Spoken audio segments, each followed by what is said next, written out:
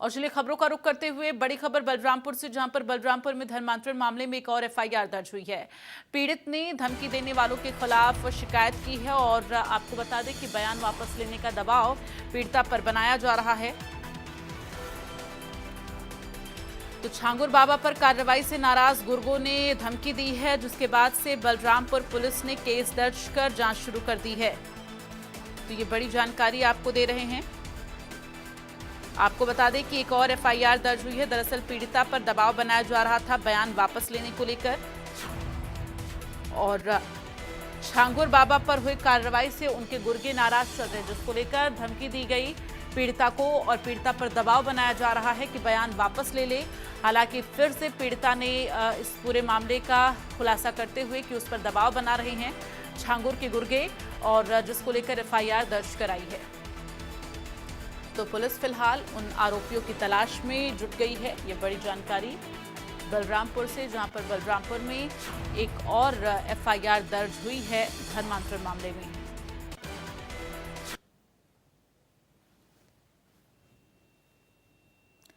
तो छांगुर के गुर्गों के द्वारा धमकी देने का मामला सामने आया है। पीड़िता पर दबाव बना रहे थे और ताकि वो अपना बयान वापस ले ले। तो इस पूरे मामले में अब पुलिस फिलहाल आगे कार्रवाई कर रही है। धमकी देने वालों की तलाश की जा रही है। और इस वक्त संवाददाता अभिषेक हमारे साथ लाइव जुड़ गए हैं, उनका रुख करेंगे। अभिषेक, जानकारी दे, जिस तरह से लगातार छांगुर के गुर्गों में इस तरह से नाराजगी कि अब जो पीड़िता है उसको धमकाया जा रहा है इस पूरे मामले में और दबाव बनाया जा रहा है कि बयान वापस ले, फिलहाल क्या अपडेट है इस मामले में?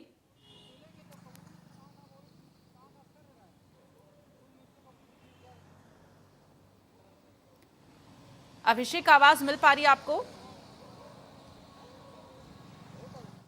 तो अभिषेक तक आवाज नहीं पहुंच रही है। फिलहाल आपको बता दें कि गवाही जो दी जा रही है, ऐसे में दबाव बनाया गया पीड़िता पर कि अपना वो बयान वापस ले ले। तो छांगुर के जो गुर्गे हैं उनमें नाराजगी है, चूंकि छांगुर बाबा पर लगातार कार्रवाई की जा रही है और एक एक कर जो धर्मांतरण के मामले हैं उनसे खुलासा हो रहा है परत दर परत। किस तरह से फंडिंग और तमाम चीज़ें जो हैं इस पूरे मामले में हुई हैं, उसको लेकर लगातार कार्रवाई की जा रही है। तो ऐसे भी और कितने लोग इसमें जुड़े हुए हैं उन पर भी कार्रवाई हो रही है। तो जो छांगुर के गुर्गे हैं वो इससे आक्रोशित हैं और जिसको लेकर पीड़िता, जिसने बयान दिया, जिसने एफआईआर दर्ज कराए धर्मांतरण को लेकर, तमाम उजागर किए हैं जो सच्चाई है, तो ऐसे में पीड़िता पर दबाव बनाया जा रहा है कि वो अपना बयान वापस ले ले। और एक बार फिर से संवाददाता अभिषेक का रुख करेंगे। अभिषेक, छांगुर के गुर्गों के द्वारा पीड़िता को धमकाया जा रहा है, क्या कुछ इस पर अभी अपडेट है? बिल्कुल, देखिए, एक एफआईआर दर्ज हुई है बलरामपुर में, जिसमें ये साफ कहा गया है कि जब उसने अपनी आवाज़ खोली और बताया और घर वापसी की और बताया कि कैसे छांगुर अत्याचार कर रहा था और कैसे धर्मांतरण के लिए प्रलोभन देकर, दबाव बनाकर धर्मांतरण कराया जा रहा था। इस बात को बाहर बताने के बाद उसे दोबारा धमकाया गया और कहा गया कि अगर वो ऐसा करेगा तो ठीक नहीं होगा। लिहाजा उसने इस बात की तहरीर बलरामपुर पुलिस को दी और बलरामपुर पुलिस ने मुकदमा दर्ज किया है 3 नामजद और बाकी अज्ञात लोगों के खिलाफ, जिसमें छांगुर गैंग से जुड़े हुए बाकी लोग भी शामिल हैं। इस पूरे मामले में अब चारों तरफ से शिकंजा कसा जा रहा है। एक तरफ बलरामपुर प्रशासन एक के बाद एक डिटेल्स खंगाल रहा है छांगुर बाबा और धर्मांतरण गैंग से जुड़े हुए लोगों की, और दूसरी तरफ अब छांगुर के वो लोग जो कहीं से छुपे हुए हैं और ये मैसेज कोशिश कर रहे हैं आगे फॉरवर्ड करने की कि जो लोग भी शिकायतें करें, क्योंकि अब छांगुर की गिरफ्त के बाद, इतने सारे खुलासों के बाद लोग सामने आएंगे। देश भर में कितने लोगों को भेजा गया होगा वो भी सामने आएंगे। ये संख्या 20,000 से ज़्यादा बताई जा रही थी जिनका धर्मांतरण कराया गया, और धीरे धीरे लोग बोलेंगे, अपनी बात बताएंगे, कैसे क्या हुआ था, उनका कैसे धर्मांतरण कराया गया और किस तरह उनकी मजबूरी का फ़ायदा उठाया गया।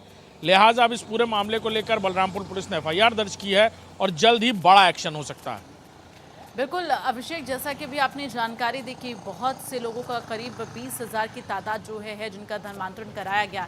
ऐसे में इन छांगुर के गुर्गों को क्या लगता है कि सबका मुंह बंद करवा लेंगे ये? क्योंकि अब एक एक कर जब राज खुलने शुरू हुए हैं और जो इसके पीड़ित हैं वो भी अब धीरे धीरे कर सामने आएंगे और इनकी जो पोल खोल है वो करेंगे।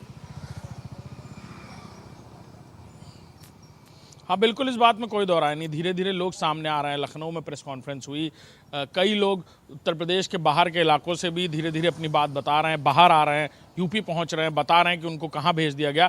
ऐसे ही कुछ लोग विदेश में भी होंगे, वो भी सामने आएंगे और कई सारी बातें परत दर परत खुलती आएंगी। कौन लोग बीच में थे, कौन लोग लेकर आते थे, कौन लोग ऐसे लोगों की मजबूरी का फ़ायदा उठा रहे थे, गरीब लोग, किसी गंभीर बीमारी से ग्रस्त लोग, ऐसे लोगों को टारगेट किया जाता था। और अब धीरे धीरे जैसे जैसे छांगुर और इस धर्मांतरण गैंग का पर्दाफाश होता जा रहा है, जैसे जैसे इनकी गिरफ्तारियां होती जाएंगी, कई लोग और सामने आएंगे।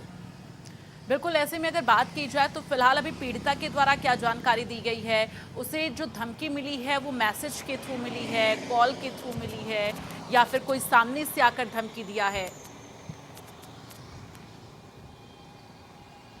देखिए, एफआईआर रिपोर्ट में ये साफ लिखा गया है कि उसे खुलेआम धमकी दी गई है और ये कहा गया है कि वो ऐसा ना करे। लिहाजा टेलीफोनिक धमकी और मैसेज की बात तो नहीं है, लेकिन अभी फ़िलहाल पीड़िता को पुलिस ने इस जानकारी के मुहैया कराते ही, जैसे पीड़िता ने बात पुलिस को बताई, उसे सेफ प्लेस पर रखा गया है।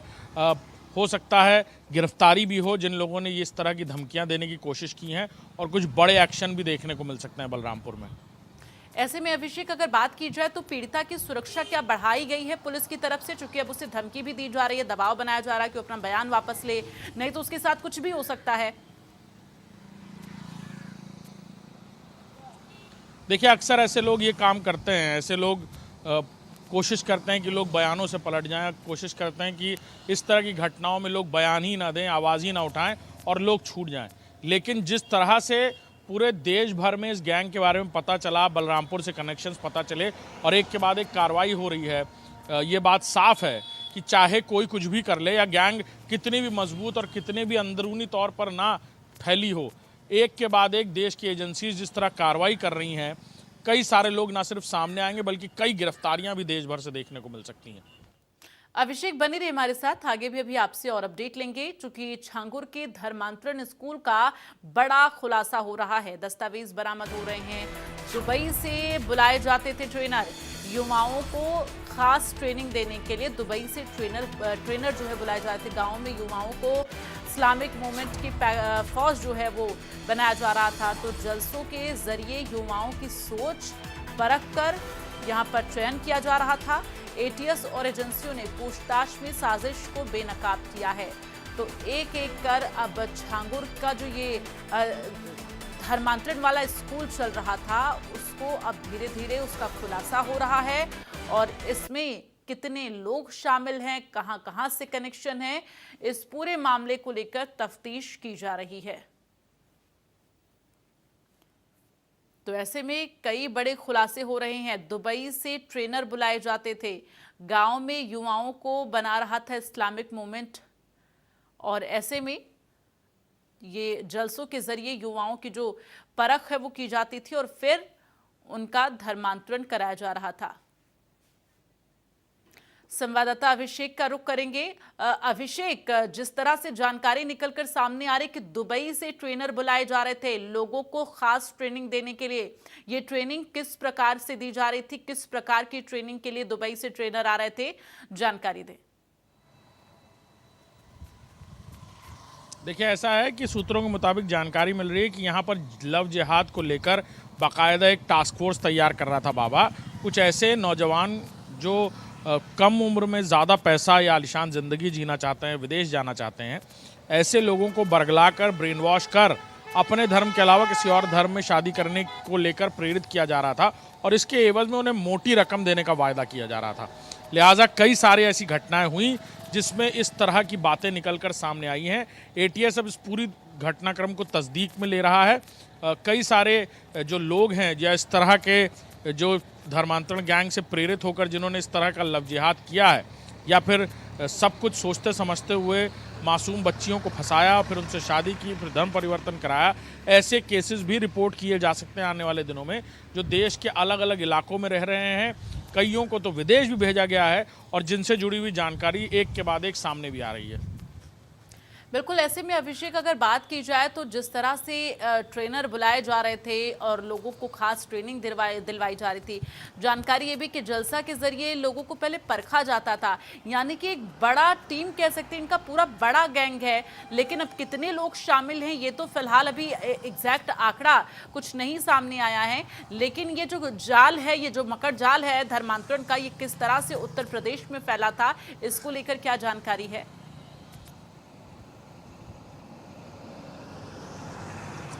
देखिए, मैंने बार बार बताया कि किस तरह से, और हम लगातार इंडिया न्यूज़ उस पर ग्राउंड रिपोर्ट कर रहे हैं।